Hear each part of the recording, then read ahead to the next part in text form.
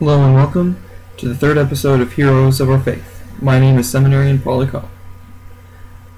This week we're talking about Saint Maria Faustina, who is one of my personal favorite saints, and also a personal favorite of John Paul II. She was a Polish nun, and she first felt the call at the age of 7. And she worked with the Lord and was very close with the Lord until about the age of 18, when she went to ask her parents for permission to enter the convent. And they said no.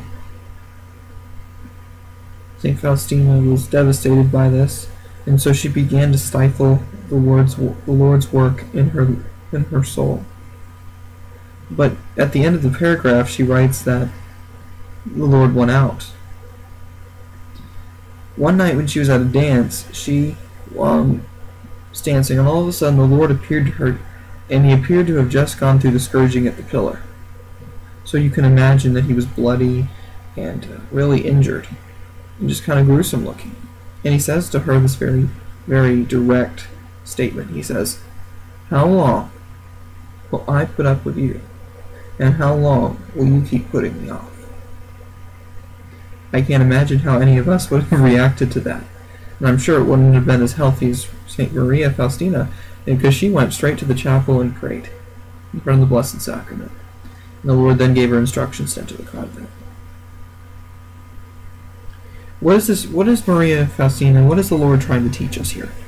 I think that the Lord's trying to teach us that we need to try and cooperate with God.